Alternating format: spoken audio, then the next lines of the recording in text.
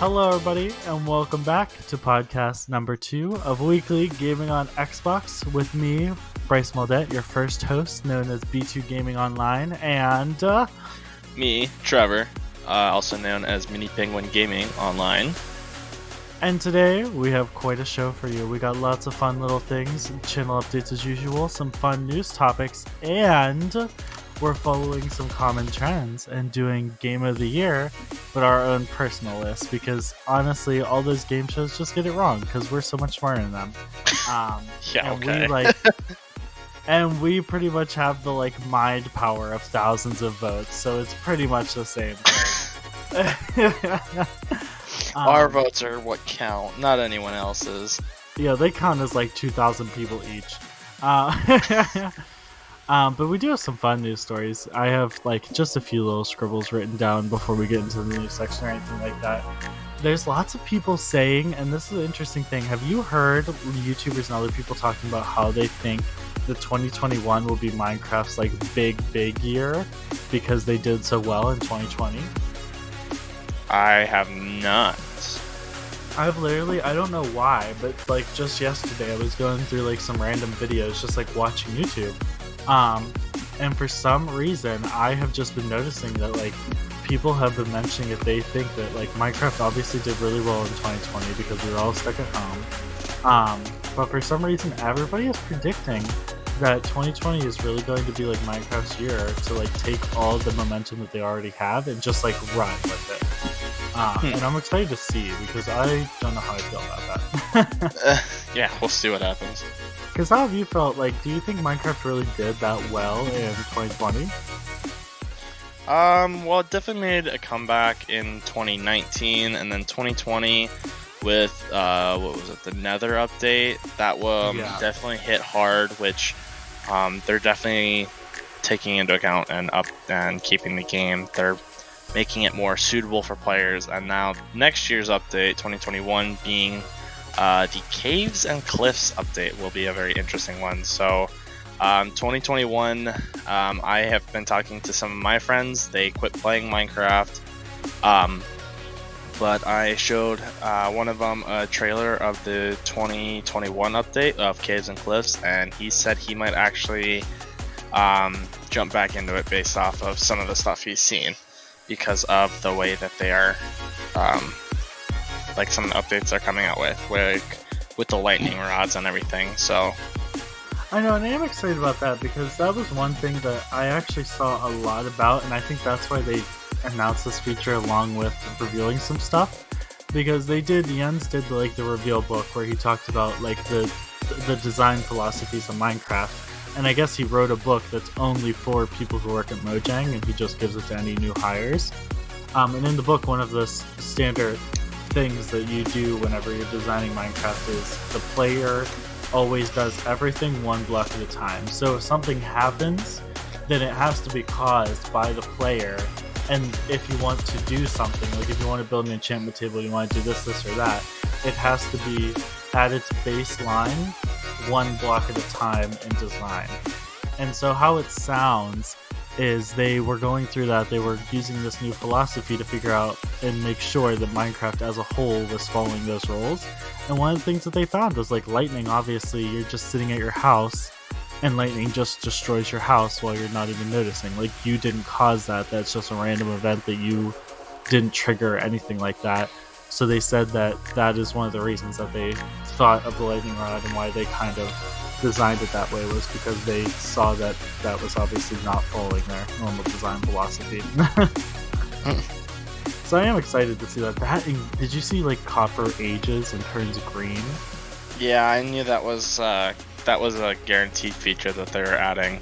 I'm from really the start. excited about that. So there are gonna be so many people building the Statue of Liberty with that thing. Yeah, that's I true. already know. That would be nice though. The Statue of Liberty is great. Yeah, but think of how much copper you need for that. Oh yeah, and that's the thing. I'm sure most of the builds will probably be creative builds. Oh yeah, there's gonna be a lot more creative builds with a lot of this stuff. But also those green blocks, I just think, first, I think it's cool because we've never really had something that mark time in Minecraft to a degree like that, where it's like age. But second, honestly, you know, all the underwater blocks like Prismarine and stuff, they have a nice green hue to them in the default texture pack. But overall, there's not many like hued greens, like soft greens, kind of like what Apple does with their greens normally. A lot of them are like either they're super sharp greens like green wool and green concrete, where it's like lime green or neon green. And then there's like the really, really washed out green where it's like Prismarine, because Prismarine is pretty much blue with like a green tint. So I feel like that block slots really well into having a more diverse spectrum of colors. I'm excited for that. And then the other one was, I saw Digital Trends went on record in an article, and they like haven't talked about this really, like they haven't re-commented on this or anything. And they pretty much said, they were talking about how like Xbox has been going out of stock and stuff, and so is PS4. And they said if you can't get a PS4, you probably are better off just to get an Xbox One anyway. Yeah. And I was very surprised to see them say that.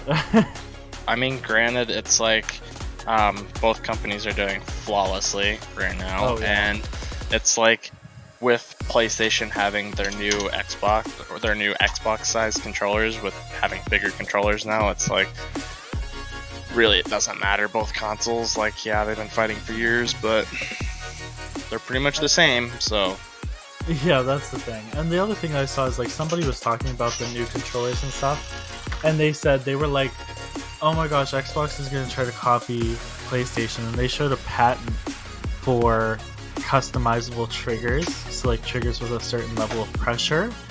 And don't fully quote me on this, but I went to the patent website that he linked in his tweet and stuff, and usually how patents work is they'll run out if you don't refresh them.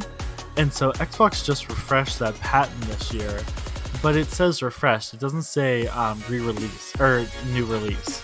So I'm like 90% sure that patent has probably existed for over 10 years, and they just had to refresh it this year or they were going to lose it. So it just was really bad timing on their part to refresh it right now, but like it's just a patent that's been around for a while. Like they didn't just come up with the triggers right now. Yeah. And I guess people are just mad about that because obviously that was a big thing with PlayStation, is they have like they have grip triggers now that like they'll have a certain level of tension if you're playing certain games. And they have like the haptic feedback where like if you're walking on rocks, it feels like rocks almost, and if you're walking on glass, it feels like glass. It's kind of really cool. I do wish the Xbox would have done something a little bit like that. Just because like I feel like they could have, because the haptics in the Xbox controllers are pretty good.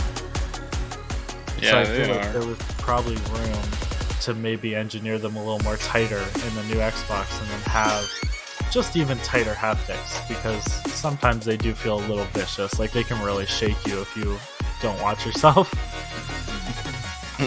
And I noticed that with the new Xbox. Fun little side fact, with the new Xbox, whenever I go to turn it off, the haptics, they feel like they're the same haptic system, like it's the same haptics from the old controllers, but they just feel so much more concise. Like they don't, whenever I turn off the controller, it doesn't like shake the whole controller. It shakes like the two back panels, and then it just brings up that menu, because it used to like shake the whole controller, and sometimes if I wasn't ready, it would just kind of surprise me a little bit. I'd be like, oh my gosh.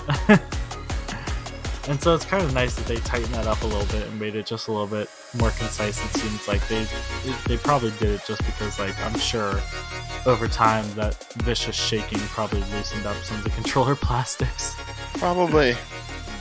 I also saw Xbox Game Pass is rumored to be bringing another subscription service, like how they brought in EA Play. There's some rumors that they might be getting another subscription service. I'm not sure what it is.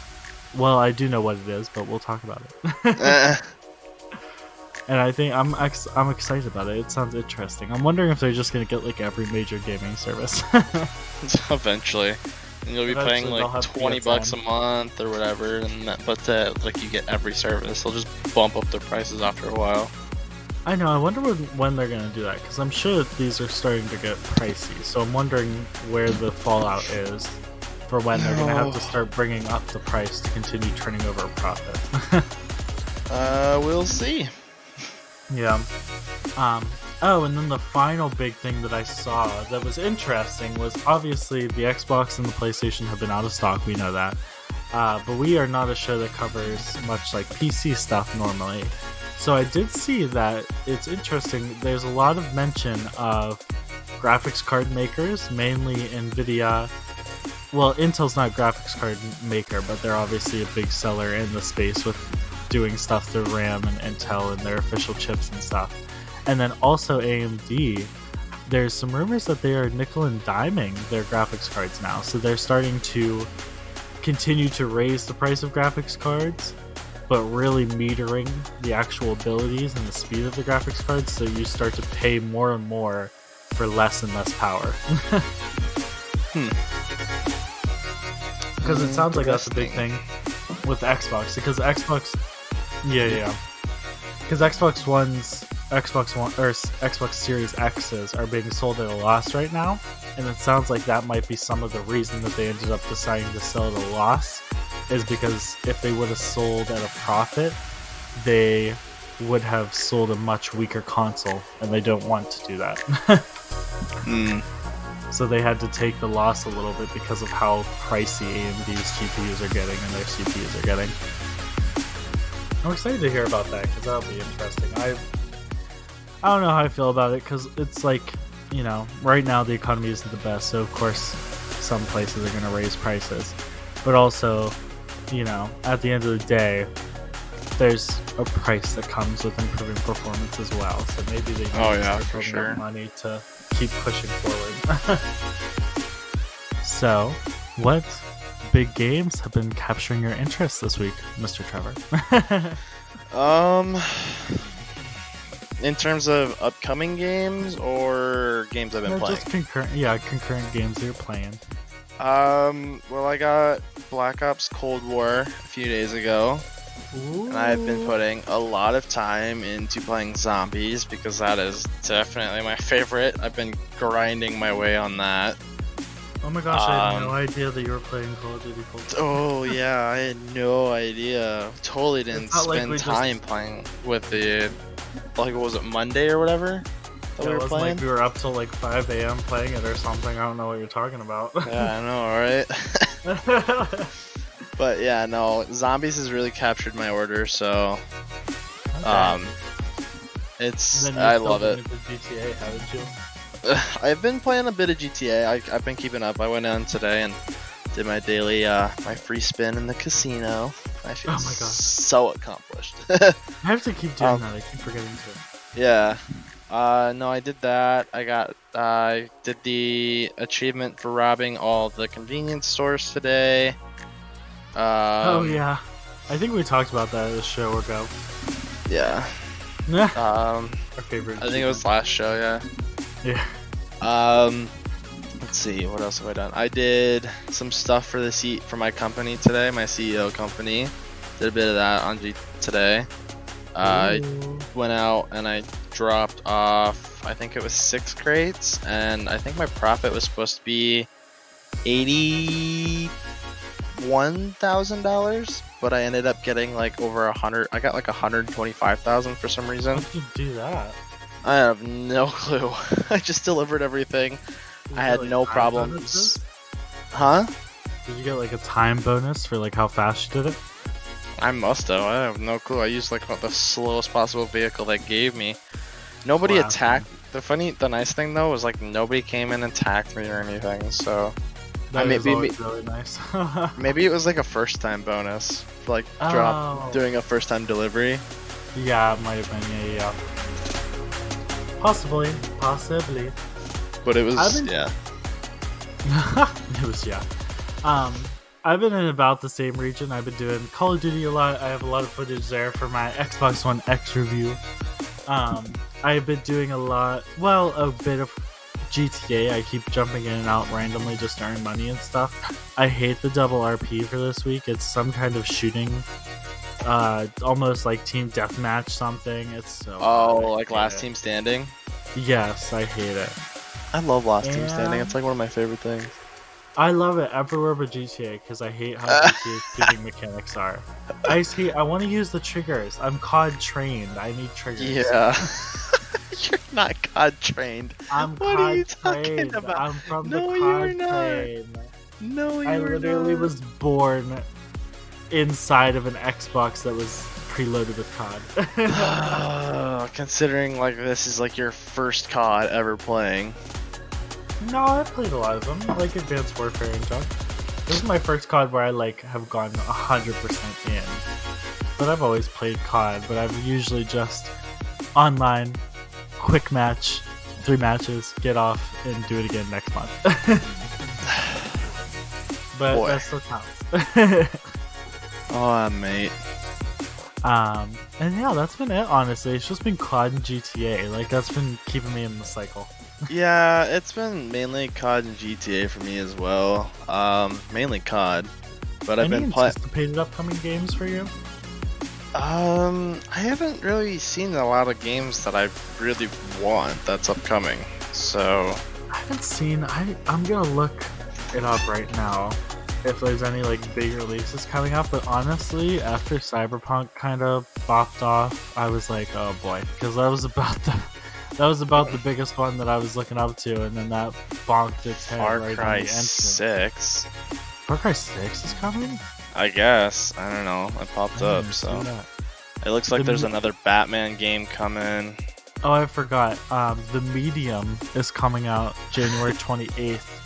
I am Star so Wars, excited the for Lego that. Star Wars, the Skywalker saga.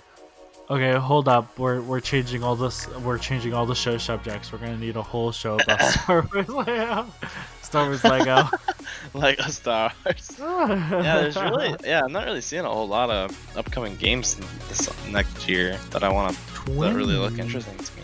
Oh, Twin Mirrors came out. Oh my gosh. I didn't even know that. I'm gonna be sucked into my Xbox. I didn't realize the Twin Mirror came out. Dang, that's some like big story game that I'm super excited for. I feel like I'm gonna be really late to it, but like I'm just kind of scrolling through my Xbox right now, trying to figure a few things out. And I saw that I can get Star Wars Jedi Fallen Order for free right now with, I think it's EA. Is it EA Access or Game Pass? It's one of them. Game Pass has EA Access bundled into it. Yeah, I know, but like one of them, So but it that's still on counts EA. as. They're still, yeah, I know, but like Yeah. they're still kind of counted a little separate. It's under EA Access, and Yeah. I just I'm downloading that right now. Oh my So I have a feeling I'm gonna be making a lot of videos on that somehow. I have to. Oh, are you excited about that? Little bit, like I wanted to get it a long time ago, and I never did because I didn't have the Oh. money at the time. And so Oh, now yeah. that I can't, now that it's like free. Oh, that's I the can- secret. I'm Like gonna Game play it. Pass really does pop for like just experiences. it lowers the barrier to entry, which I feel like is just better for everybody and every studio, honestly. I think I see. Wait, where was it? Oh my gosh, I've lost it. So Among Us is releasing on Switch already, which I didn't download yet because I've been so busy with COD. I haven't downloaded it to my computer with Game Pass yet, so Ah. And what was the other one? Oh, Call of the Sea. I have to check out because I'm excited about that. It sounds like I have no idea what it is, but it's an adventure puzzle game, and it's very highly rated, I guess. And so I am excited to see what the jazz is about. IGN gave it a 9 out of 10. So they really did. We're not joking around with that. That'll be interesting. Oh, that's how I do that. But, I'm figuring stuff out so I can record from my Xbox because it's not saving to my external memory drive. Well, Oh, yeah, because you it's don't have to not change the formatted settings. from my computer yet, so I got to do that. oh yeah. I'm gonna Anyway. have to do it later, I think. I'll just do it later. I don't. Want Anyway, to. so that's all the exciting news that we have coming up. We got lots of fun stuff. We got channel updates, news, and Game of the Year coming up, which will be super exciting. We have a nice, longer-winded show, honestly, coming up. So So please stick around. I hope that you're enjoying. I hope that you checked out the last 2 podcasts, and I hope that you enjoyed this one just as much as them. And we will see you guys after the break. We'll be right back.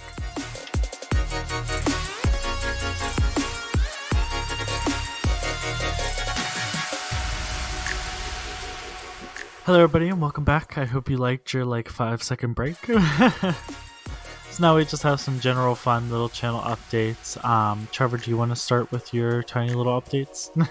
I suppose I don't really have anything too major. I guess today I had a good short little 2-hour stream. So that was pretty handy, but final thing will it'll be a little less than 2 hours. I've been going through the video and kind of cutting some stuff out, like some stuff that's just drags on for a while that really does not need to be in there. Yeah. So just kind of trimming some of that stuff out. It was a good short stream. It wasn't too bad. I'm debating splitting up. I'm debating it. I don't think I'll do it. Splitting up each game I played. Just kind of have different games or whatever, or trying to go through. It would be, but at the same time it kind of takes away from the whole there's a whole stream. So yeah there's highlight clips though, if you're going for that kind of style. It would be, yeah. I think I think my main my plan was I played 3 or 4 zombies matches.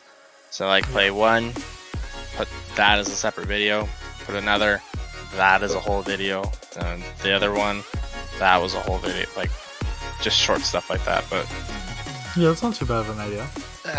I think for this one, I'm just going to call it good and upload what I have for. Oh, that works. That I can't remember what my save locations are. It's just a jumble. Did you do it on Twitch? Yeah. Do you backlog your stuff? If people go to your Twitch channel, can they see your previous streams? I believe I have that turned on. Should. Let me check it out. Yeah. Oh wow, it has 7 views as of right now, as of checking it now. Yeah, it backlogs it. I don't know how long for. I think it's only. Oh wow. Oh wow. I have old. I clicked on something and it's what are these? These are old. Well, yeah, they're clips from 4 or 5 months ago, back in these are definitely older than 4 months. But these are old clips from months and months ago. So that's what I was clicking on. But yeah, the videos, those people can go back and watch past streams or whatever, create highlights and whatever from them. I don't know how long they are out, how long they stay for though. That's one thing I cannot tell you. I was about to say, I think it works like YouTube unless you set it otherwise, so it'll just always be there unless you delete it or set it to go private after a certain amount of time. Because it used to be after a certain amount of hours, but now they have the YouTube bundle. Because they even have a videos tab now, which is really interesting. Also, you get that error too. I always get that error. Either you've been disconnected from Black Ops or you error Z721, and I'm what the heck? Yeah. I'm having an issue right now. I just finished editing my video, and I was about ready to save it to get it ready to upload. And now the entire thing is gone. I have to redo my entire video.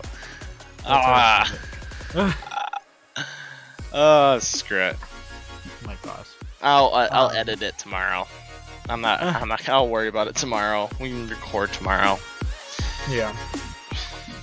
For me, we're gonna doing more Twitch streams for me. I've said this every podcast, but I'm just gonna say it again. We were doing Twitch streams in 2021. That would be super fun. It's exciting the first time. Now I'm just getting ready. Oh yeah, whenever this podcast comes out, I will be out of office. Friday. Friday. Because you said you wanted to stream like the first or second day of the new year, 2021. Friday, when this stream comes out, it'll be 2021. So, we could do a stream then. Oh yeah. People could have the podcast open, then they open it, they're listening, and then it's like, oh crap, they're probably streaming now. They're probably streaming. I should go check it out. We'll stream at 12 o'clock right when the podcast releases, so if they get to see it all in one go. But yeah, we're gonna be doing more streams, so we'll have a stream. Oh my gosh. Well, our time zones are different though, so that's one thing. We're only off for like an hour. Yeah, I know. Chances are I'll probably be asleep at that time. I was about to say that would be 11 for you. Yeah. Wow, you're always sleeping when our podcast comes out. Oh man, I have to work 12-hour shifts. Fight me. Rude. It's either I'm sleeping because I was working the day before, or I'm up because I have to work the weekend. So. Yeah. Also, the fun thing for next year will be since we'll have a year of production behind us, we will probably pre-record episodes for Christmas. I was just thinking about that. That would be fun next year. Oh yeah, we can. Yeah, that's something I need to work on, because last year, all of 2020, I was like, okay, I'm gonna get on, I'm gonna record or stream today, get it ready, get it on YouTube. I procrastinated doing it. So I didn't procrastinate, but I kept saying I'm gonna do this, and then I never did it. That's procrastinating. So well, no, because I didn't fight myself about it. I just I didn't feel like you didn't do it. No. It's either I never had anyone to record with, which, it makes it tough, or I just forgot to click record or load up Twitch and stream, and so I forgot to do that. So it's just next year, 2021 is my year. I am going to put myself on a, hey, you're gonna stream or record today, do it, or beat myself up for it. I see a Snapchat video of you fighting yourself in your room. I'm like, you must have forgot to do a video today. I bought a punching bag and I put a picture of my face on it. It's like, you need to do it. I'm just beating the crap out of it. Go record. Go record now. You gotta quit being lazy. That's so ridiculous. It's fighting myself though. I don't know. From my perspective, that sounds like procrastinating with extra steps, but whatever.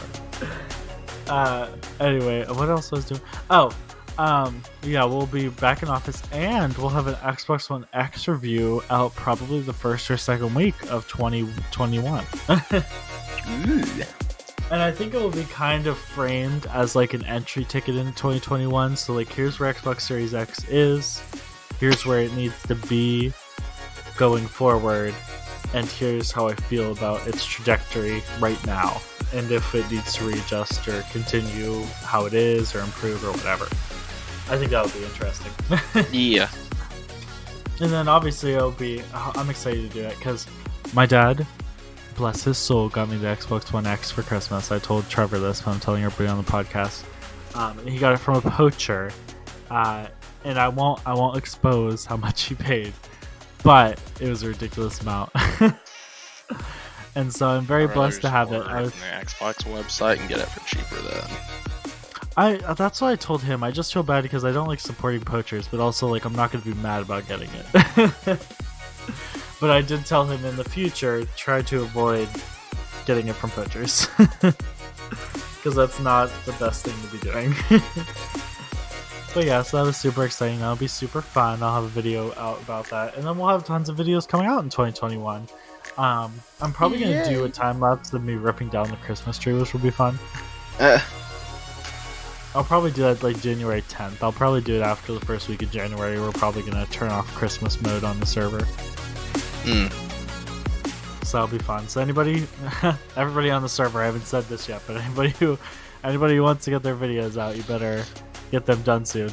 I haven't been on the server since, I think the last time I was on it was like a week before Christmas is the last time I've been on it, so it's been a while. I keep like slowly maintaining it. I just hop on, like harvest my crops and then hop off. Yeah, I really need to work on getting on and like spending a few hours, like do something. It's just I have like my ideas and plans. It just makes more sense when there's someone else on the server for me. Yeah. Like regardless if like we are working on it together or like they're just AFK, just someone else on the server. Like Yeah. it just makes more sense for me to do it that way. Oh yeah. And I was about to say, honestly, sometimes, like I said, sometimes you gotta take my strategy too. Just sit there and just be like, okay, I'm just gonna hop on for 20 minutes today and just collect some stuff for the project that I'm gonna do soon. You know, because then whenever you go to do the project, it's not as stressful, and it might be even like upwards of an hour off of what it would have taken to do the project. You know what I mean? Yeah. Because that's what I did with the Christmas tree before I started building it. I just hopped on randomly, like, mined some trees and mined some leaves and then hopped off. So whenever I finally did get up to doing it, it actually wasn't honestly that bad after it was all said and done. Wasn't easy, but it wasn't that bad. Yeah. So it wasn't too bad. That's good. But yeah, I think that's all the big channel update stuff. Is that all you have, Trevor? I think so, and I guess the only other thing I really have to say is, like, depending on how 2021 goes, if it goes pretty well and, you know, I can hit 100 subscribers by the end of the year, which that's the goal. Crossing the fingers. Because I'm like, I'm not doing too hot right now. I am kind of only at 36. I'm kind of only at 36. So if I can hit 100 by the end of the year, I think I don't know. We'll see what happens. I gotta see how this. I want to see how this year goes. The year will definitely play a big pull. It'll play a big part. So I was about to say we're starting on a good trajectory.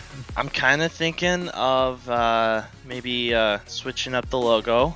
I might change my logo, but again, you know, it's funny. I was literally just about to say something about that because I just finally took a close look at your logo and I just realized that, like, it's so cute, but it definitely could use just a little bit of a cleanup.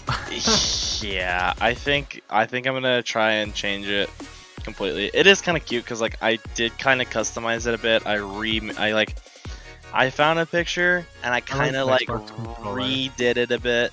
My banner on needs to change a bit as well. Yeah, the banner's nice. It just needs some improvement. Yeah, I think what I'm gonna do is I'm gonna see if I can download Photoshop again.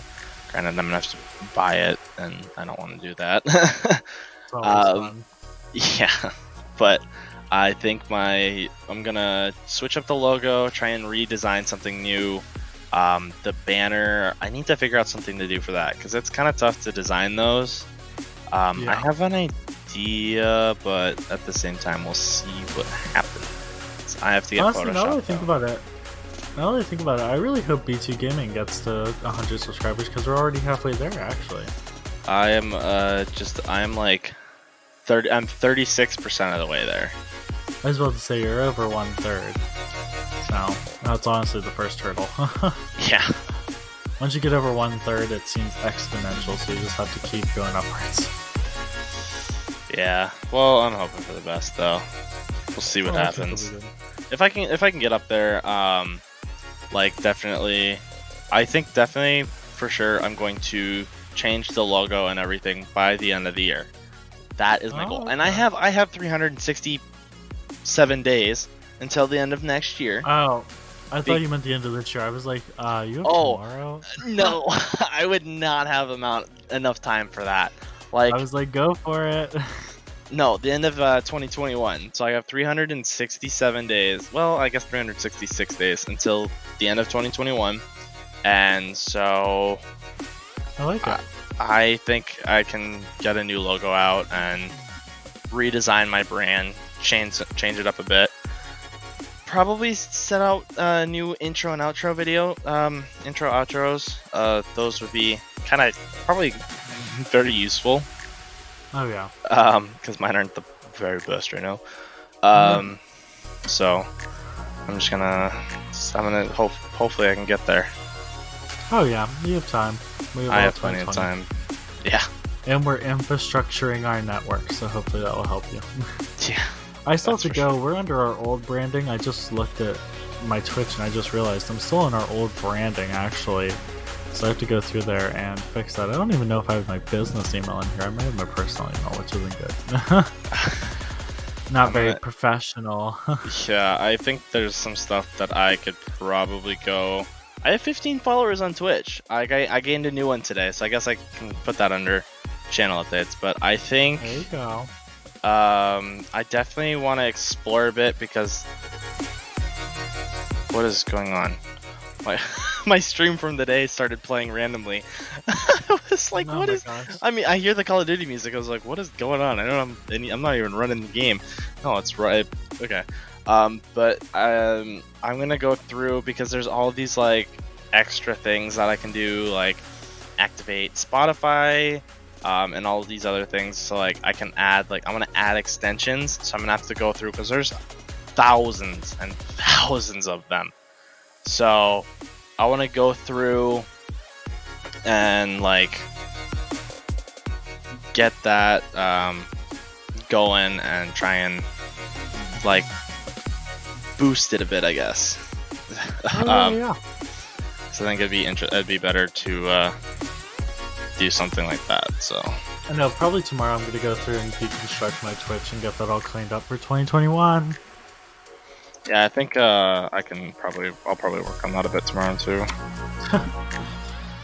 Okay, well, that's all the big stuff for channel updates. So hopefully you guys are all excited for that. Whenever you guys are listening to this, me and Trevor are back in office and ready to do more intensive recording and excited for 2021. And I almost forgot to say, we didn't even say in the first clip, Happy New Year, everybody. Welcome to the new year. We're in the old year still, so tell me how it feels. If it feels the same, I'm scared. If it feels different, I'm very excited. And yeah, I'm super excited. Anyway, so excited for the new year. Are you hyped for your new creations, Trevor, for this following year? Sorry, my brain's pissed out. Sorry, I'm just trying to. I'm like looking through everything, trying to figure stuff out. Nope. Are you excited for all your new creations in the new year? Yeah. You okay? It's been a long 4 days, man. I've had 4 days off, and it's like I didn't want to take my time off, but they're like, you gotta use it. It's like, fine. I'm happy to go back tomorrow though. But yeah, I'm ready for the new year. I need a new start for sure. Oh yeah, that's the best part about it. I need one.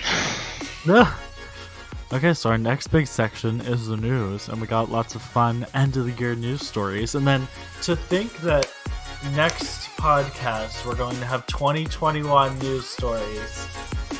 Isn't that exciting? Yes. Okay, we'll see you guys on the other side of the break. Please enjoy your 5-second interval of music. See you in a second.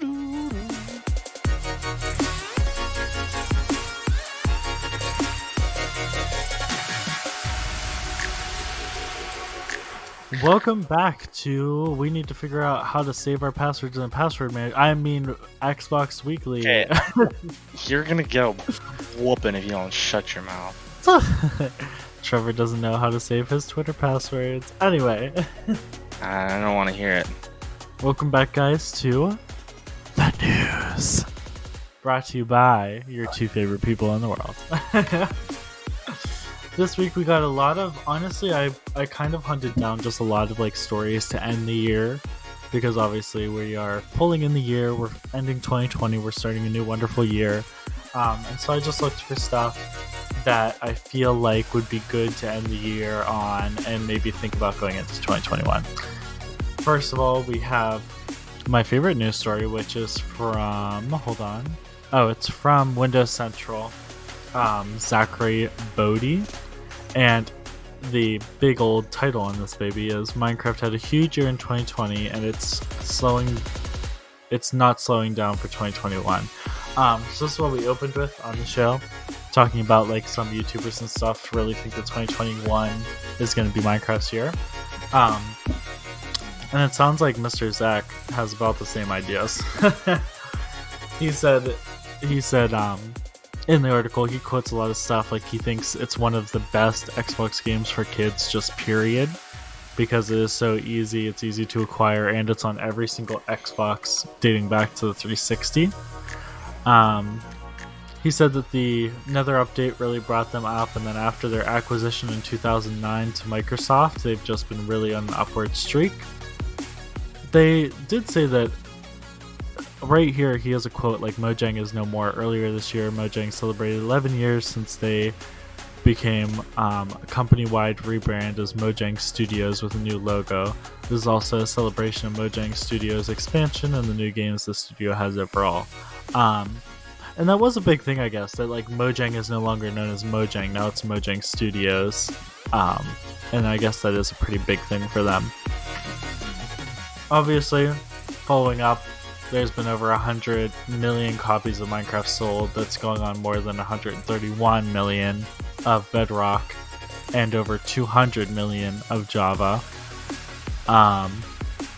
Some of the biggest updates, including another update and the aquatic update, have really overhauled the game to make it more enticing even to older players.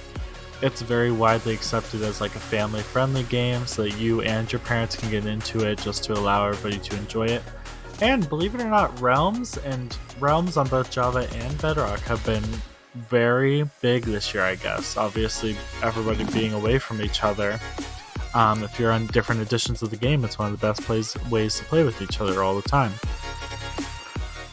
He also has Education Edition, because Minecraft has been slowly inching into education. They have a dedicated education education version just for middle school and high school. Which I will say, I love Education Edition. I haven't tried it yet. Which I will say, one of the biggest things with Education Edition, I think, is just, it's pretty much Minecraft, just with added quote-unquote mods. And I think the biggest thing about it is just that, like, if you're a young kid in middle school and you're playing this and you're having fun, and then you go home and find out that they have a version for your Xbox or your computer, I can definitely see a kid going home and being like, oh my gosh, can I download Minecraft here too? You know. On the flip side though, there is always that possibility that like it kind of ruins it for them. And they go home and see it on Xbox and they're like, why would I ever want to play that again? Yeah. So I hope most schools use it very well. Oh, I did see this. They're also releasing a Minecraft series on like how they made Minecraft, and they're doing it on their main channel, the Mojang channel. And they're just releasing like the basics of where Minecraft came from, like how they made the sound, how they made the blocks, all the stuff like that, just to kind of let people be in first person. And finally, of course, one of his biggest points is our wonderful ray tracing. Because I'm guessing, let's quote me on this so that we can hold me against it at the end of the year. I'm guessing by the end of 2021 we will have full ray tracing across every version of Minecraft, if it's possible. So like obviously on Nintendo Switch, I'm guessing that's not possible because that hardware is just too outdated.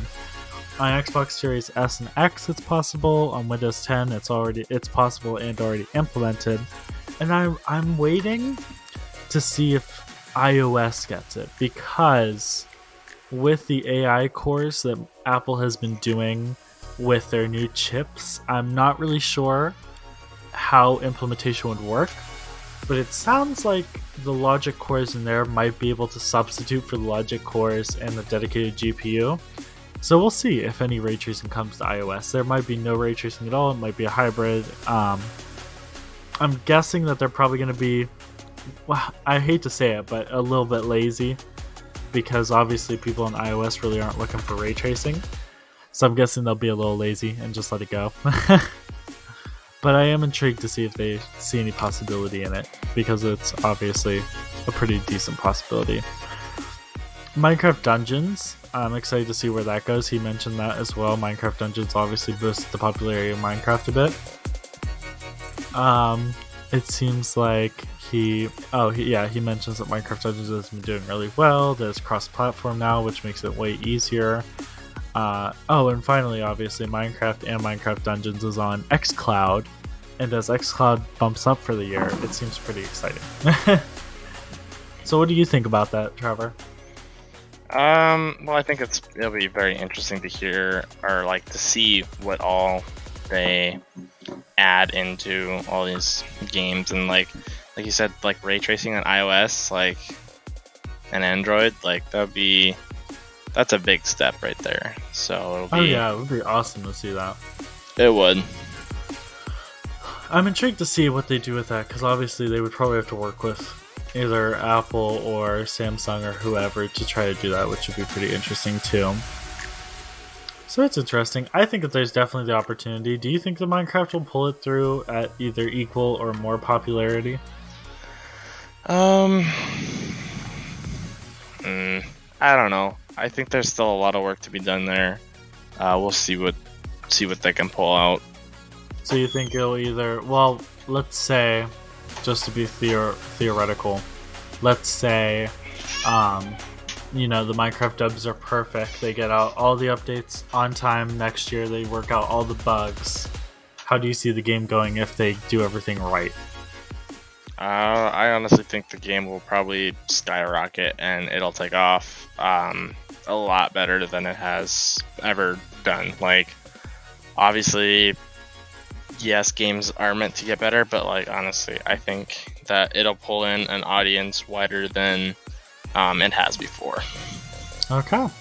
And then what do you think that there's a possibility that it really flops this year too? I guess it all depends on how like the update works, if it works properly, with everything and stuff like that. It all depends on how everything works out, and so. Yeah. I think one of the biggest hits is like Minecraft this year had first of all, it had more than 50% of every other viewership on YouTube.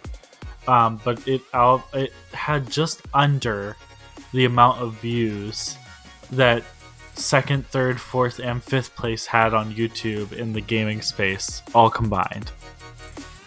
So when you combine the viewership of second, third, fourth, and fifth place, and you combine them all together, they have slightly more than Minecraft by like 10 billion.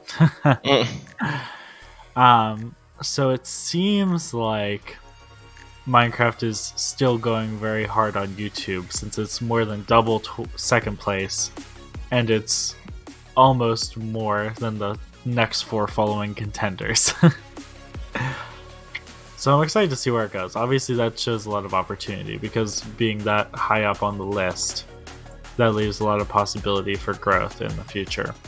Yeah, I think, here we go, over 1 billion watch hours. Yeah, they had a specific statistic on it, but I don't know what the runner-up was. I think it was I'm guessing it was Fortnite, but probably, you know how it is. Yeah, they don't list it here, but okay, yeah. But yeah, so I think Minecraft has a lot of opportunity, and I'm excited to see what it does, obviously, this coming year. What's our next one? The most anticipated games of 2021. So we have, who published this? The Washington Post. So this was a little bit of a straight up, it was a surprising article from a more professional paper. But they just go on to list some of the biggest games coming out for 2021, obviously. And some of the ones that have a lot of hype behind them. Obviously, Hitman 3. Lots of people are super excited for Hitman 3 just because Hitman 1 and 2, for some reason, well, I shouldn't say for some reason, but really hit it off with audiences. They do mention Deathloop. Oh, Deathloop. Yeah. PlayStation 5 and PC exclusive. I haven't seen too much about Deathloop. Have you seen too much about Deathloop, Raymond? I've never even heard of it. Oh my god, I called you Raymond. Trevor, you can tell what time of the night it is because I'm calling you different people. It's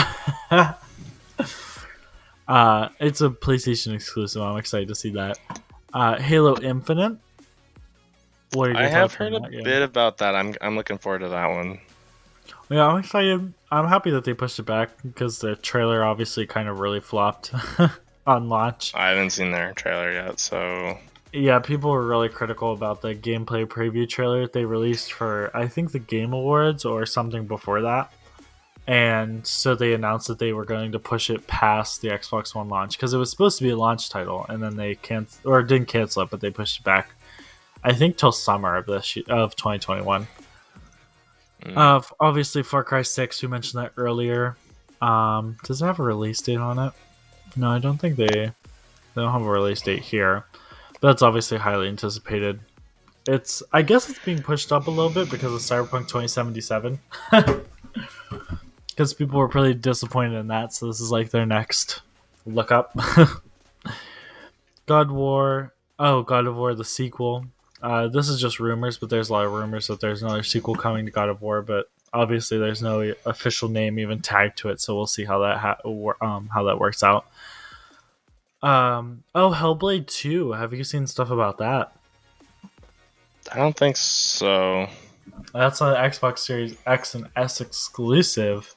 It's a really anticipated game. It's one of the studios that they bought out. I forgot which studio it is, but it's pretty highly anticipated. It was at the Game Awards 2019. Uh, I'm excited to see what happens with that. Resident Evil Village, obviously.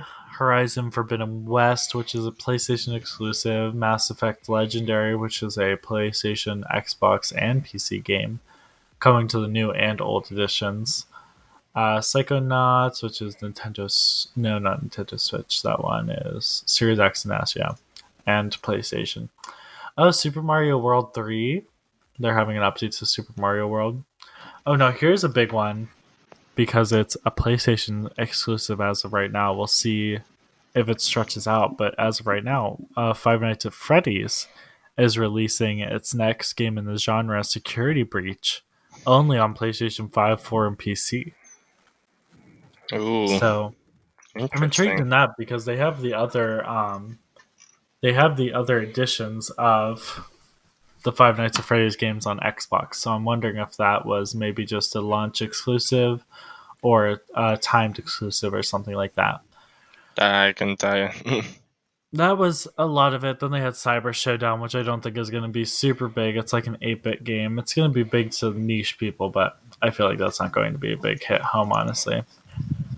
And they have a few other little niche games at the bottom, but not that big. But yeah, I feel like Halo Infinite, Hitman 3 will definitely be hitting home. Far Cry 6, I'm excited to see what they do with that because they obviously have a lot to live up for. Hellblade 2 will be big for Xbox. Resident Evil Village will be fun. All really big games, really exciting. If you guys want to look into them more, obviously just look up their names. I'm sure there's rumors and other stuff about the release date. I haven't seen much. Right now, the rumor mill seems kind of empty because we're kind of coming out of the year, so everybody's kind of taking a break. But I'm Yeah. excited for most of them. Hellblade 2, I'm really excited to play because that's supposed to be a really like dramatic and beautiful game, I guess. So I'm very, very, very excited about that. Um, Next little sub article we have is just from Windows Central, and they're just talking about Microsoft rewards. Do you use that much? Kinda. I mean, it's here and there with that one. Do you like whenever you see a quest pop up? Do you turn it in, or are you kind of like just I don't whatever really. about it?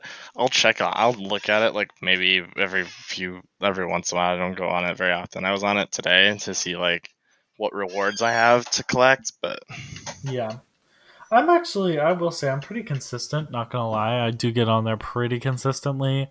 Definitely daily, but I used to. aside from that, not really like crazy. I haven't turned in rewards for a while. I'm kind of just building up points for whenever I do want them because they started to do like you could buy games with points and stuff. And so right now I'm just building up points just to like maybe get a gift card and buy a game with it. Hmm. But that's super exciting. They just said a lot of people obviously don't utilize it. Case in point, Trevor. I mean, they're tough. The only issue with them is the points are way too high, and you don't earn them very easily. Like they're very hard to earn. Well, you have to Like, be involved. well, yeah, but like I feel like what they don't realize is a lot of people can't always be involved. A lot of people have jobs or school, and so people can't just spend 48 hours straight just hammering through this stuff. Like Oh yeah. it you just it doesn't work that way. So I think they need to kind of reconsider a bit of that and at least make points a little easier to gain, or like, because it's tough. Like, it's really tough. So Yeah, and I think that's kind of the point. Is obviously there's a decent ceiling because they don't want to give away free money, but I will say it's honestly not that hard. Like you get 500 or some points every day for just going on any Xbox Game Pass game. So I almost always get the 500 points just because of Minecraft.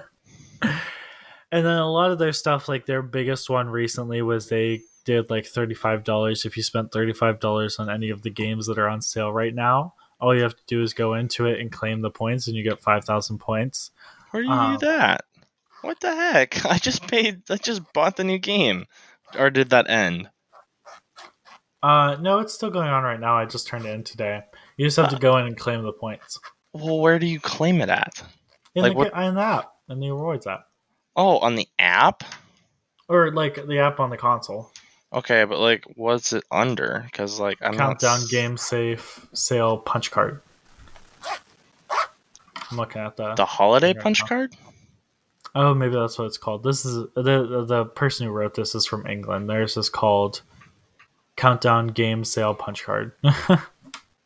I forget what mine said. I think mine said that or something like that. Maybe it was Holiday That's Punch not Card. even popping up for me. Oh, it was at the top of the It was at the top of the suggestions for me. I don't know.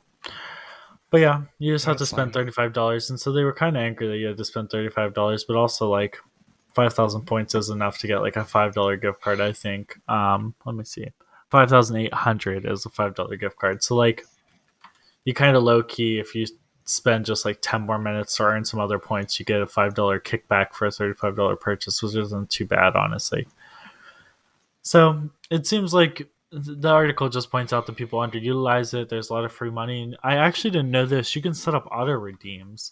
Yeah, So that automatic that got set up for me somehow, and it's like, I don't know how, but I didn't have anything set up for it, and because I just checked it whenever I saw the article.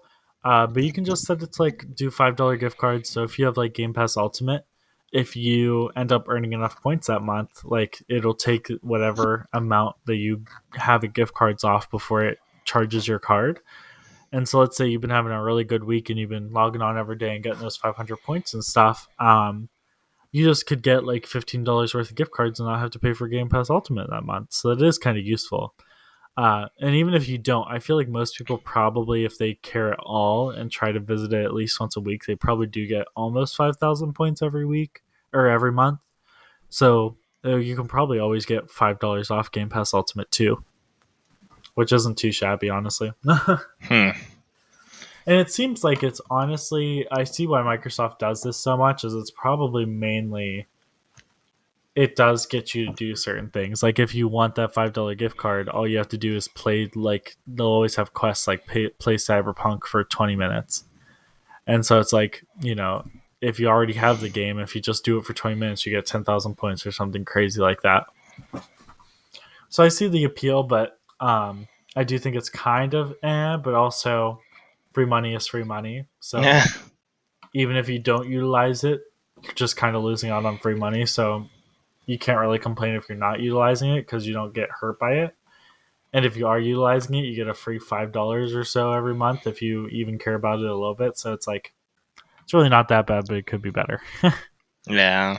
And that's what he points out. He was like, at the end of the day, it's free money, so you can't really complain about it. But there are some minor improvements that could probably be done just to make it more fun and make it more involved. So it's interesting. I do get it. It's an interesting little thing. And then we have one of our big stories, which is Digital Trends coming out and saying that the article title is literally "Can't find a PS5, Xbox Series X is the better long-term choice anyway." Which is a pretty bold claim. This was by, oh boy. If you look up this article, you'll be able to correct my pronunciation of this. I'll let you Giovanni go for it. Calentinio. For all of you looking up the article, you can laugh at my pronunciation of his and or her name. Not really 100% sure, their name. But he just mentions that like he sees that the Series X doesn't have many exclusives at launch or anything like that. But long term, with the Microsoft ecosystem that they've invested in, the way that they're doing consoles now with Xboxes are there's no longer going to be generations for now on. It's going to be kind of like smartphones. So eventually it gets outdated, but they'll hold on longer prospectively. But the other big advantage is your library will always go with you for now on, period. So if you buy a game on Series X, if you get a console and Xbox in 30 years, that game will still be available on that console and it will be the best edition of that game possible. And they already started that with Xbox One pretty much because almost every game has smart delivery. Oh my gosh, got a frog in my throat. But there are some people that have taken advantage of that, like our lovely Call of Duty game. It does have smart delivery, but if you want the Series X and S version that has all the optimizations, you have to pay an extra $10. Which is a little rude, but whatever. And if you don't care about those optimizations, you can get the regular $70 to $60 one. That will just play on both consoles normally. It'll just be the Xbox. On the Xbox Series X, it will just be the Xbox One X version. And on every other Xbox, it will just be that appropriate Xbox version. So, how do you feel about that article? Do you feel like Xbox is going to be the big contender for this generation? Do you think it's going to outsell PS4? And do you like the idea of them not doing really generations anymore and more doing the smartphone thing where they just sequentially upgrade the consoles every single year or every 2 years to have stronger hardware and then just keep going like that? Well, honestly, they could probably, because like Xbox is always like try to push out new consoles as fast as possible, which in the long run I feel like is kind of making them lose a bit of money. Um, PlayStation's kind of playing it smart. I think every like 5 years would be a good amount of time for a new console, because that way by that time it's like consoles have time to like your console runs, and then it's like by that time that's when it's finally starting to slow down or something. Because like I still have an Xbox 360 and I've had that thing for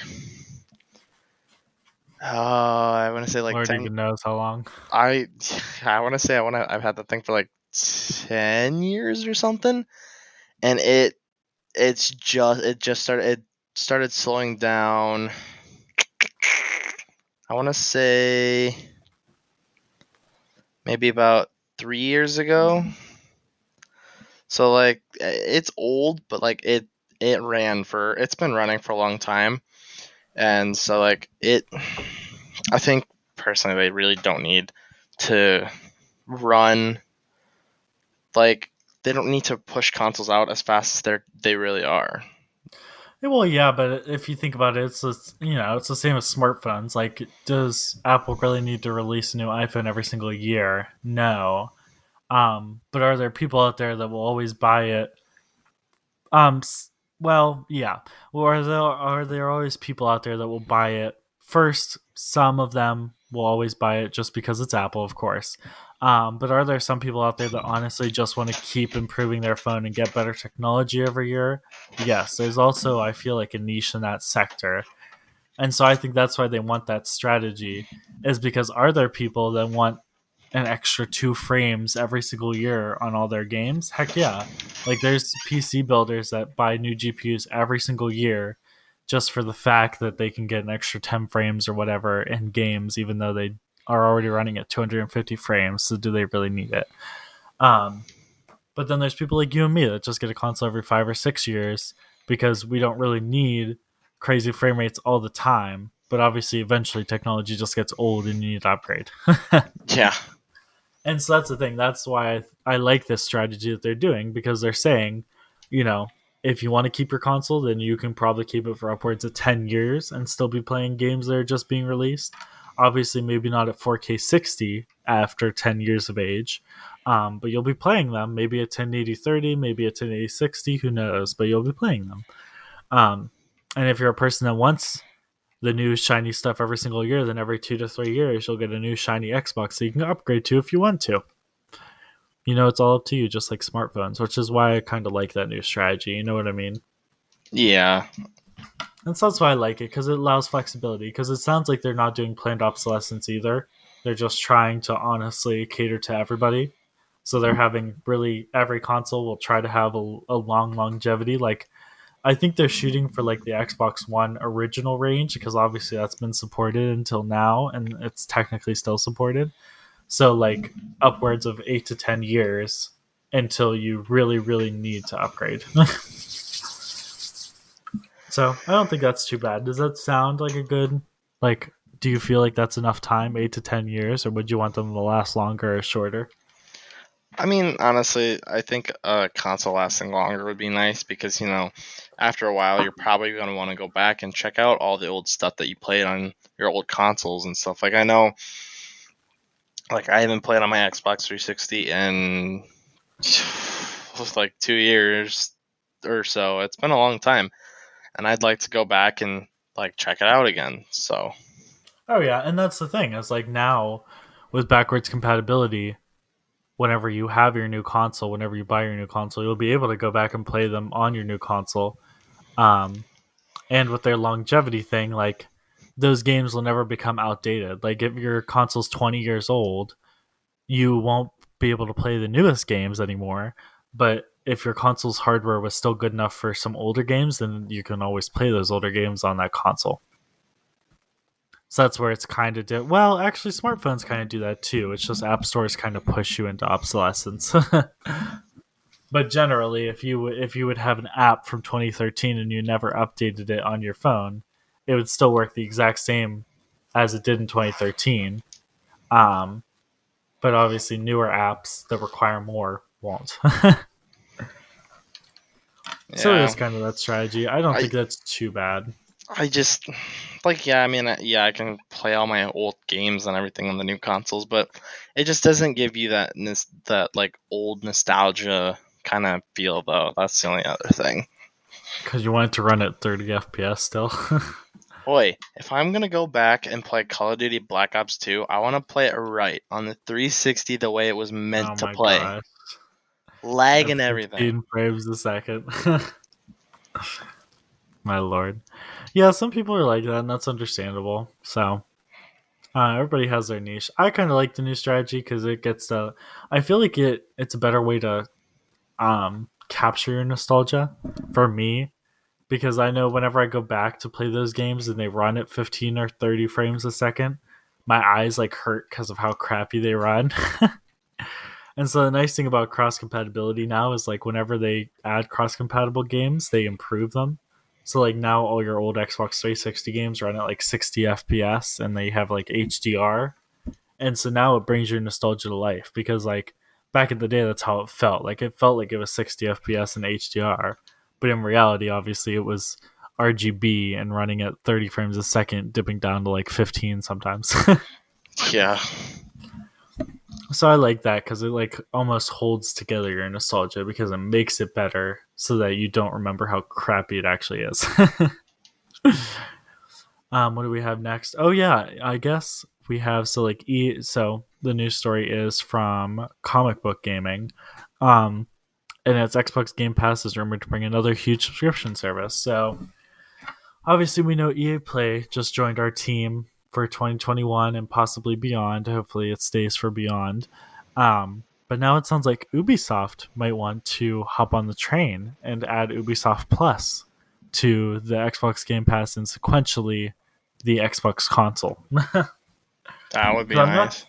because I'm not sure we have. I've never seen it. I've seen EA Play on Xbox before it joined Game Pass, but I don't think that Ubisoft Plus is on the store by default. I don't think it is.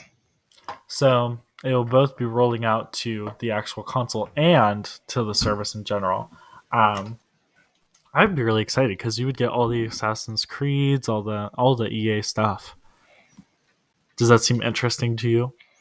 I mean, I've always wanted to play the Assassin's Creed games because like they look really cool. I, I haven't been able to. Like, I don't want to buy them as well. Like I do, but I don't because it's like would I actually like play it all the time? Probably Yeah. not, just because it's like it's a single player game, Yeah.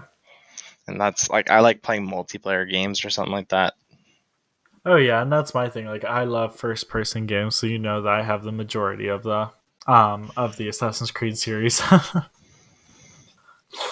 Oh yeah, I'm excited to see that. That would be interesting because they have lots of sports games and other stuff too. You know, EA it has like they have a whole Yeah, library. I'm downloading. Yeah, I know. I'm downloading Fallen Order right now. Considering it's only been downloading for a short period of time, it's at 69% right now, which is going a lot faster than before. Like, granted, it's only like 38 gigabytes, but compared to like the 97 I had to download with Call of Duty, but still, like Yeah. before with COD, I was getting like maybe 25 megabits per second. Now, right now, I'm getting like 40 to 50. So I Oh don't yeah. know. I don't know what's going on. Oh yeah. So that's exciting. I'll be excited to see Ubisoft Plus come to there, all the Assassin's Creed and other stuff, because that's Watch Dogs and everything too, which are obviously huge franchises. So hopefully that turns out well. I really hope that that deal maybe gets struck because that would be a really nice ad.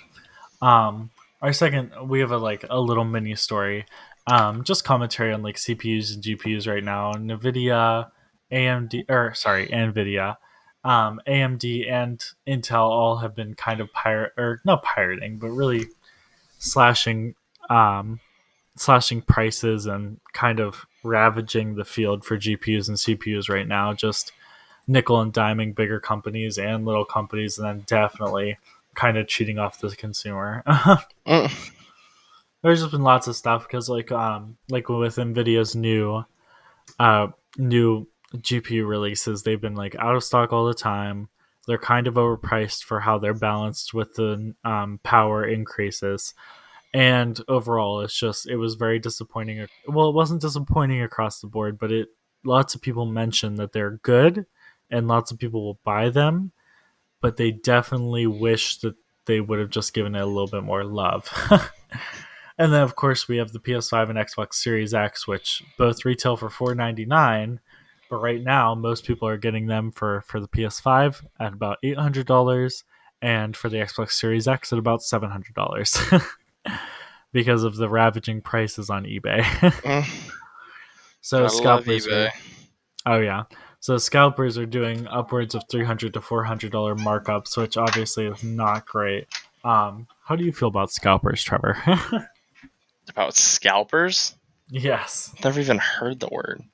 The scalpers mean people who buy bulk things that are selling out, collect them, and then sell them at a 30% or more markup. Oh, the you. So what they're doing with Series X and PS5. They're terrible people. Like straight up. Like I get like if you. The thing is, like a lot of people will do that, and then it's like they don't ever like keep one for themselves. Like it just seems pointless. Like get a job, lazy. Like Yeah. if you have the money to spend on doing stuff like that, why are you doing it in the first place?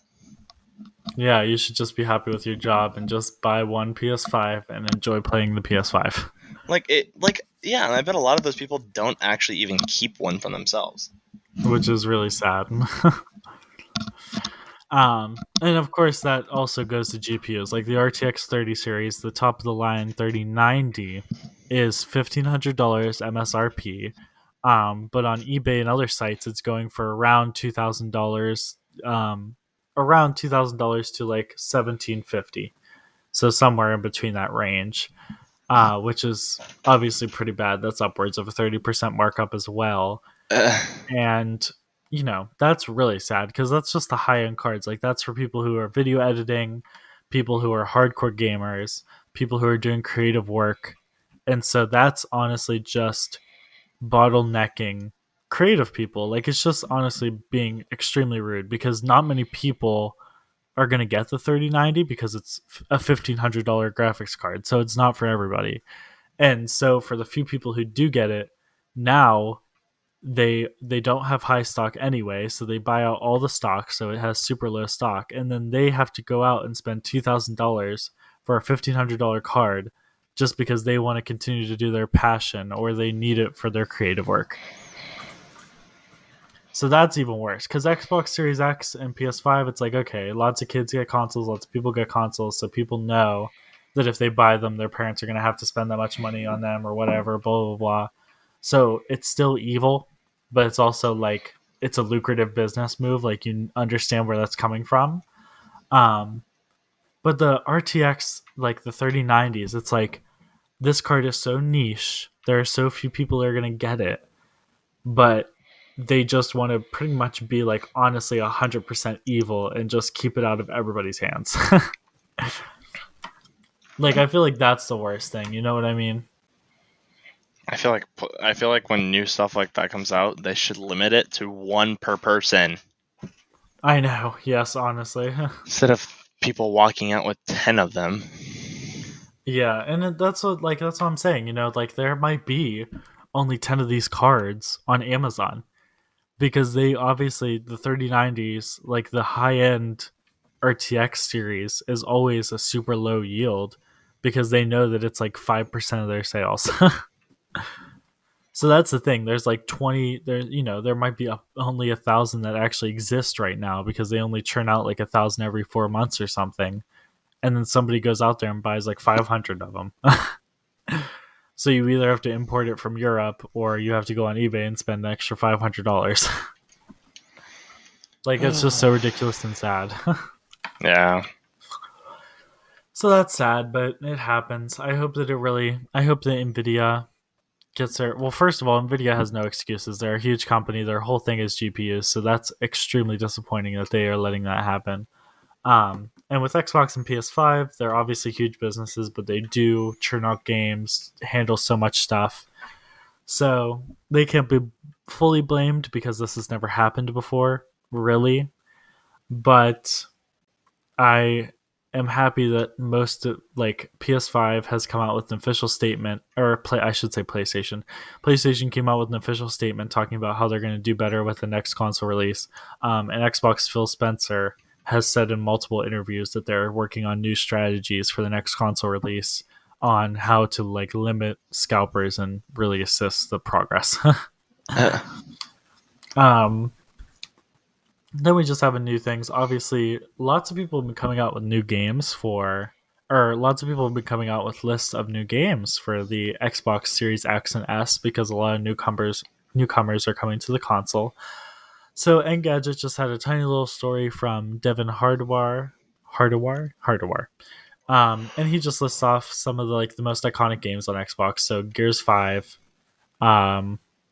Sea of Thieves, State of Decay, Sunset Overdrive, just lots of big games. Honestly, for anybody who's looking for new games for the console, just get Game Pass, explore it, find out what games you like from the first party, from the third party studios, and just work from there. Honestly, yeah. And then, because you already need Live, so for $5 more, you can get Xbox Live bundled in with Game Pass Ultimate, and then you're good to go. It's definitely worth it. And then finally, we have digital trends. This is just a small little side thing for the niche people.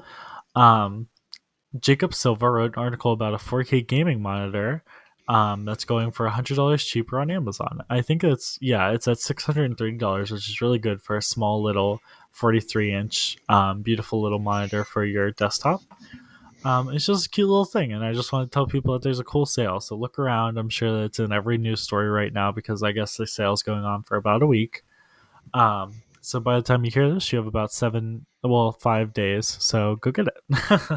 And I think that is all of our news stories. Do you have anything else big that you saw in the news lately, Trevor? Not really too much. Okay. Well, I guess that will do in for our news section now. We have one little cute final section listing off just me and Trevor's game of the year and all of our sequential game factors.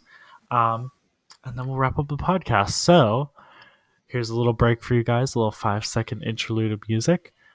Please enjoy, and then whenever we get back, we'll list off all of our biggest picks of the year, and then we will sign off and say hello to 2021.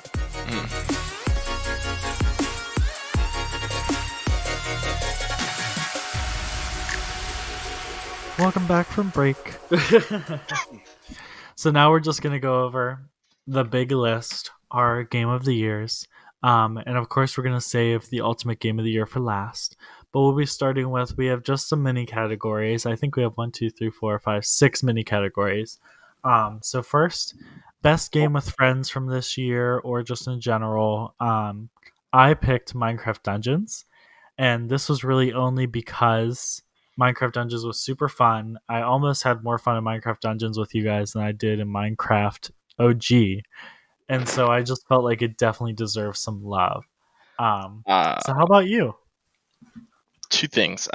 First, before I get into my game, um, I never played Minecraft Dungeons.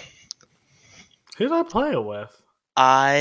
It wasn't me, because I was really like waiting and waiting to play, and then it came out, and I was like, I was so excited. I had it downloaded, and then I was waiting because Riley and I were gonna stream it together, and he Yeah. couldn't get it to work, and so I never ended up playing it. Oh my gosh. I So swear I played with Riley. I don't know who else was there. I need Probably to was there. install it on my Xbox, and we're gonna have to play it. Yeah, we can play it. I absolutely loved it. Because I have not played it at all. Oh, Tristan and Dylan. I haven't played it, and I feel so bad. Oh my 'Cause I gosh. really wanted to play it, and I never got to playing it. I feel so bad because I really loved the game. Yeah, I remember it was Tristan and Dylan I played with actually. I don't remember now. And then Riley did join in one time. What? He never. Every time we tried to stream it, he could never get it working. So we ended up playing just regular Minecraft. We only did it for like 5 minutes. That kid. um But so now, best game with friends from this year or in general. I I honestly, it was kind of a tough debate. Because Minecraft obviously was pretty fun, but I want to say GTA 5 because we didn't play it a whole lot, but we got to do heists and all sorts of stuff and kind of vibe together, and it was a lot of fun. I was Uh, about to say, I definitely see us enjoying GTA 5 in 2021. yeah, that's for sure. I think that'll be. I feel like that would be a really cool like stream idea. Like we could probably do some streaming on GTA 5 and After Dark. yeah. I would like Yeah. After Dark streams on GTA. I think when I get enough money to start the new heist, which I don't know how to say We're it. working on it. Oh, KO heist. Once I get enough money to start that, or any of us can start it, I think that's an Yeah. immediate like I'm recording, let's go. Or maybe I'll stream Yeah. it or something and then put it on YouTube or whatever. We'll see. But I think that would be fun because GTA, like no matter like it's an old game. Like GTA 5 came out back in 2013. It'll be 8 8 years old Yes. this next September. Yeah. 20 September of 2021. It'll be 8 years old. And that game has showed no signs of disappearing, and I love it. I was about to say they also keep updating the graphics very subtly. Like every once in a while, they just give like HD remasters and stuff. And I think that's definitely been keeping it alive because if you look at GTA from launch till now, it's like so shocking how many changes have been made visually that you don't even notice if you play it daily. Yeah, But it's just like internally kept it looking fresh in your mind. I um, love the game. oh, it was absolutely amazing. So most interesting mechanical game, I gave this one up just because I wanted to have a category for games that maybe broke out or had different mechanics or just had an interesting pull aside from like a first person shooter or a story game. And so I had Subliminal. It was released and it went kind of under the radar, but it was so amazing. It was a game all about you look at things at certain angles and it's all pro perspective. So if you want an object to be bigger, then you throw it across the room and when you go to pick it up it's like huge. Like it was such an interesting game and I've never seen a game with those kind of mechanics and it was so clean, had next to no glitches. And I think it was from a really small studio, which is really awesome. Hmm. So, how about you? Did you have any interesting games that just sparked your mechanical interest in them? So I had one. I can't remember the name of it. So I picked the next best thing. For But me, I want to say because I back. I think it was at the start of the year, back in like January last year. Yeah. So a year ago, it was Human Fall Flat, and I played it back then because it was like I was big at the time, Oh yeah. and I played it because it was free with Game Pass, and so Oh yeah, it was yeah. me and one of my best friends who I've grown up with. We played that. We played every level together. We zoomed through every level in I think 3 nights because we had school at the time. This was before COVID ruined our The lives. So we had school, so we would game until my mom came down and yelled at me to go to bed. um, us but it every was night. it's such a simply made game, but it is for what it is amazing. I And will say they have been one of like the glitchiest free games ever. Like yeah, it they've been really so is. Like clean. you can cause any glitch you want in it and it doesn't destroy the game like other games would. And I loved it. It Oh was yeah. meant to be glitchy and that was the beauty of it. I loved the game. Oh yeah, I was about to say there's just no game breaking glitches. Like there was never anything that was like obviously non-intentional. Like most of the glitchy kind of physics and stuff were kind of intentionally built in almost. Yeah. Yeah. Um, I did like Human Fall Flat. I haven't played much of it, but I definitely do want to revisit it one day because I haven't played it in forever. I did too, because I think I heard since I last played, I think at least 1 or 2 levels has come out. Yeah, So I saw one big level release I didn't get to play. yeah, there's a new one, so I want to try that out. Yeah, we'll try it.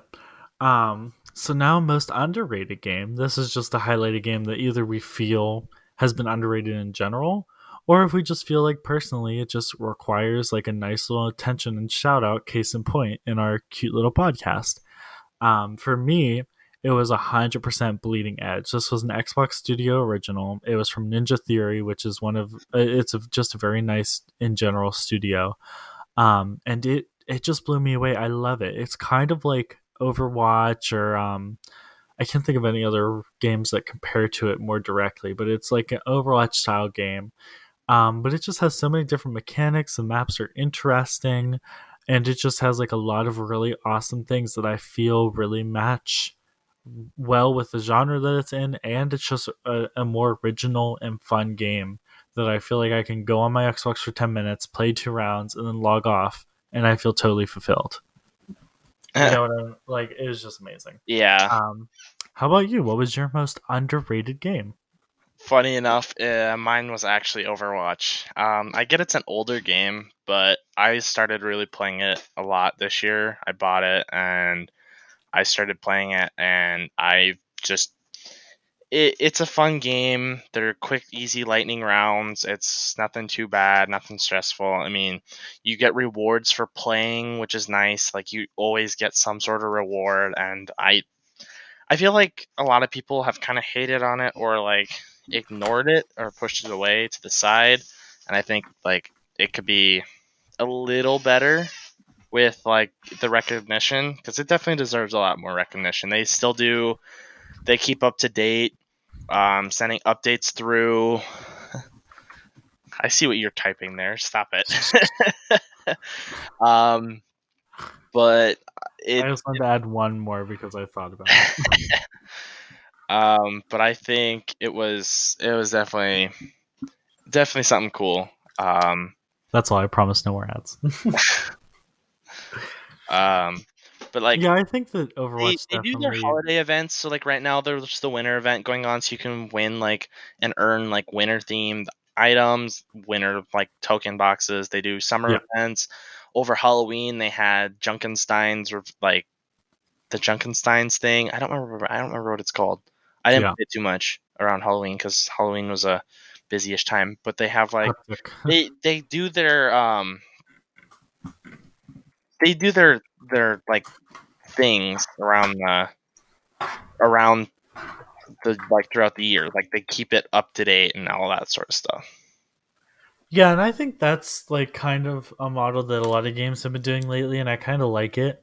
Either doing like bi-yearly releases and just having really big games with tiny DLCs, or having like a game as a service kind of thing where you update it frequently and there are microtransactions and stuff, but mostly you just get a big game that you can play all the time, and then you get the option to support them through cosmetics and other stuff like that. Some games are a little more lucrative and they sell like kind of nickel and dime DLC or kind of like buy gates. But most of the time, I feel like that model has been actually pretty healthy. Do you like agree? Yeah. um. So next, the biggest flop of the year. We can both agree on this one. I was about to say, I'm pretty sure that we came up with the same one on this one. Yeah. It was sadly, it was Cyberpunk 2077, which I know is the biggest surprise to everybody because it came out so cleanly and with no problems. Um, but yeah, I was excited for it. I didn't overhype myself. I was excited for it. Didn't read the news stories. Just stayed chill. Even kept my expectations a little lower just in case, and they still somehow undertook my low expectations, which is really sad. And I really hope that they get to fix it up. I hope by the end of 2021, unlike most underrated game of the year, Cyberpunk 2077, um, but it just it came out of the waterworks on fire, and the extinguishers are not putting it out. Yeah. How did you feel about the release of Cyberpunk? I never really followed too much into it, and I haven't seen too much of it, but I'm looking for the bright side. Oh yeah, and I hope that it gets fixed up. I do Um, want to watch it when or want to play it eventually. So oh yeah, and we'll keep up with that, and I'm sure that we'll have a comprehensive review whenever it gets fixed up and actually starts working. So next, the big one, the best comeback of the year. So this is a game that we either feel really hit off this year, or maybe a game that just was slightly underrated, or maybe it could have been an underrated game of last year, and it just came back and grew its player base and really showed itself off this year. Mine was, and this will be slightly unpopular, but mine was Fallout 76, just boo. because if you watch any of my streams or my videos, you'd see me complain about it literally every 2 hours. But for all my complaints, the first game that I downloaded on my Series X was Fallout 76. The game that has never left my Xbox One's hard drive is Fallout 76. Mm. Um, and I will say now that with the new hardware on the Series X, Fallout 76 hasn't even been optimized yet, but I finally get to experience the game at a lock 60 FPS instead of a 60 FPS whenever I stare at the sky and 27 the rest of the time. Um, and I will say it definitely like made me just slightly more excited for the game because I could actually shoot things and feel responsive. I could actually build stuff and not feel stressed out, and I didn't get headaches every 2 hours. Yeah, I So, guess how that's about fair. you? What was your like big contender for this year for a game that kind of pulled itself up by its britches? I think a lot of people probably say it's from like last year because like it's like 10 years old, but honestly, I think this year, definitely with the new update, I think it would have to be Minecraft for me. Because the Nether update, I think, really changed the way you play the game. It inspired new builds, um, all sorts of different like items, and so I think definitely that it definitely changed the gaming community with like how Minecraft is, and I think it definitely took its turn. Like, yeah, it was kind of on the decrease; it was dying out a little bit, but not too much. But I think with the new update, um, it definitely changed everything. The Everything is a lot different, and I think it was this update with 116 that they actually changed a few of the textures. Yeah, yeah. So that was also another improvement. So I think Minecraft is definitely making a comeback and has made a comeback from with this year. Oh yeah, and shout out to that artist. The entire time that he was making that texture pack, he would tweet out textures, and if people didn't like them, he would change them, which was so awesome. Um, Ooh. but yeah, I definitely agree with that. I think Minecraft was an awesome one that came out, and like I do think that was a big thing. Like this update revitalized it, it recreated stuff. It was just an awesome update, and I definitely see where you're coming from. So next, this is another bad category before our two last great categories. We have two categories that I think we're both going to be excited about. Of course, Game of the Year, and then a category that I literally just made 10 seconds ago. This category is the buggiest game of the year.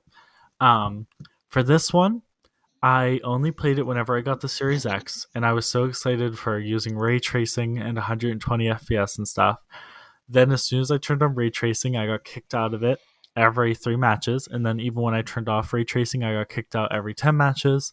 And I got multiple errors throughout the game whenever I started up and everything, which really harpers my experience. Still getting Um, errors. yes, and I'm still getting errors. And it was Call of Duty Cold War, and it is Call of Duty Cold War. I love COD. I've always played it.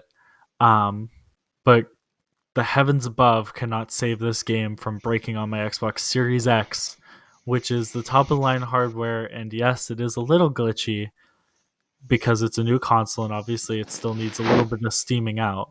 But I have 12 other games in there that I've clocked more than 3 hours in each, and none of them have had any problems with the new hardware. So it seems to be a little bit of a niche.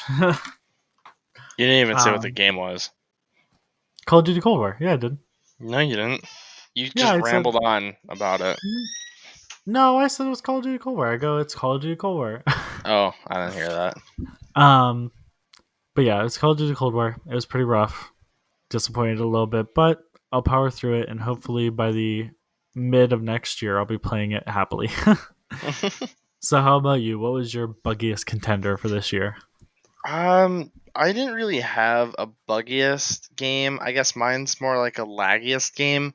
Mine was Rocket League, and I always have this issue. Every time I try to play the game, every lobby and match I play for like the first 4 minutes of the game, it's always laggy. It's not until it's always like the last minute that it's like finally like, oh, you're here and actually trying to play. Oh, here you go.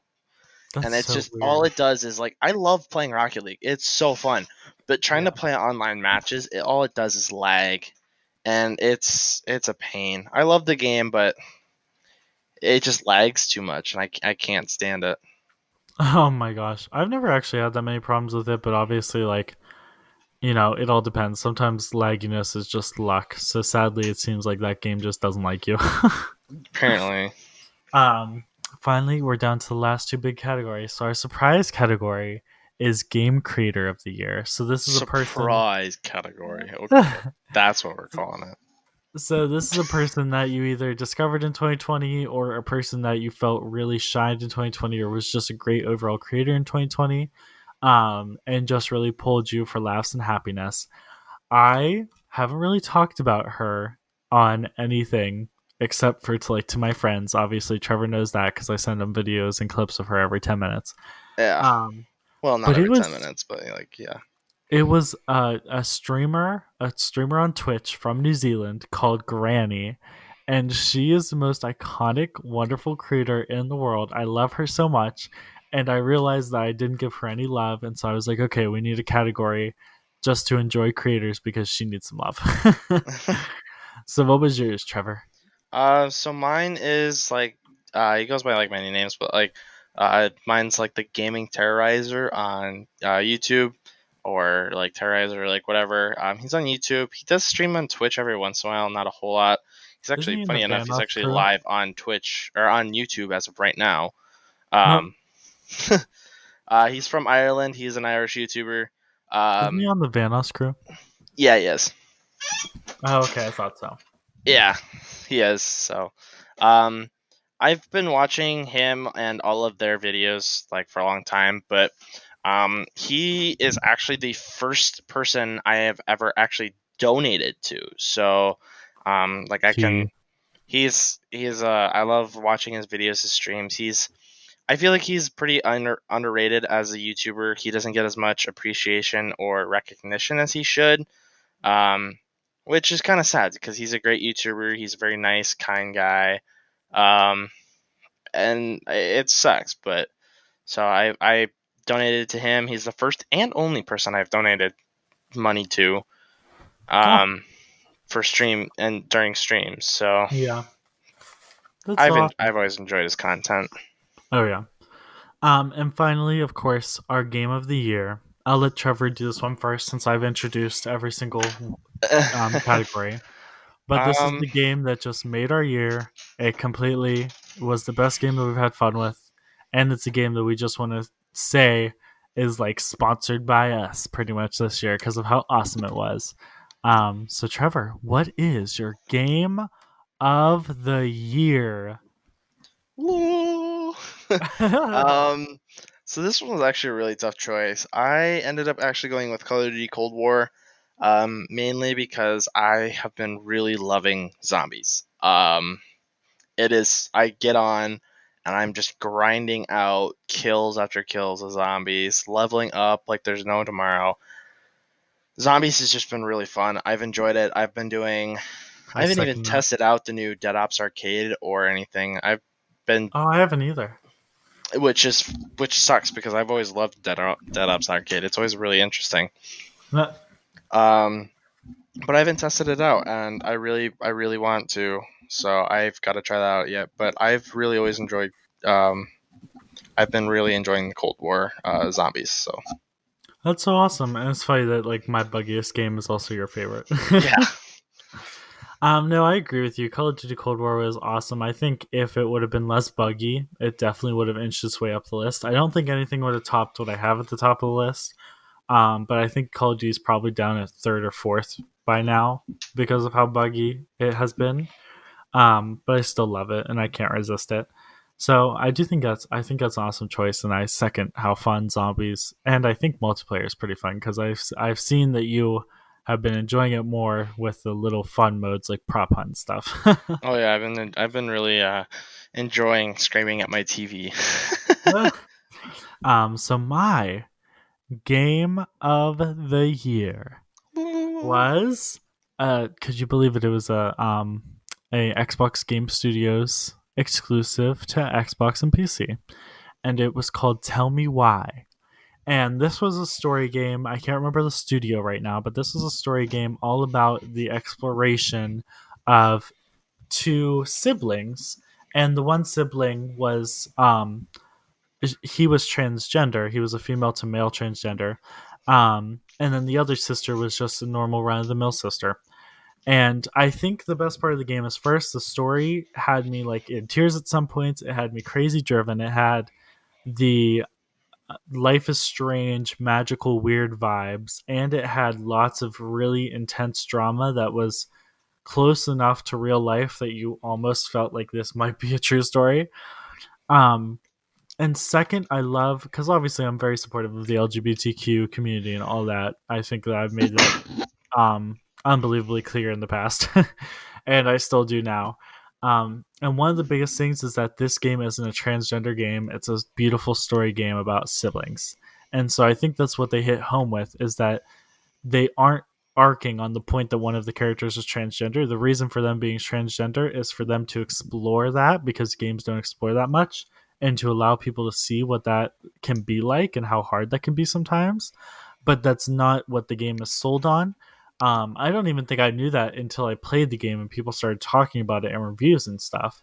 And so they make it very eerily clear that the point of that character is for you to learn about that kind of the hardships and the hardiness and the kind of person that you sometimes don't get to meet, because obviously transgenders aren't super duper common.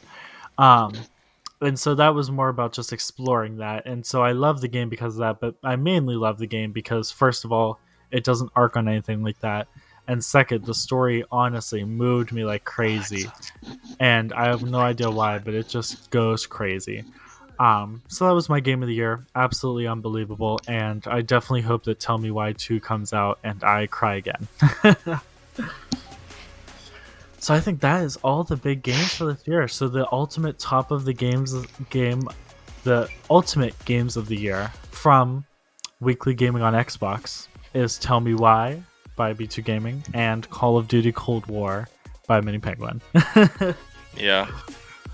So that's awesome. I'm really excited for 2021. I'm happy that 2020 is over. Are you excited for 2021, Trevor? Oh yeah, 2021's been a hellhole, to say the least. Like, there's no other way to put it. That's exactly what it's been.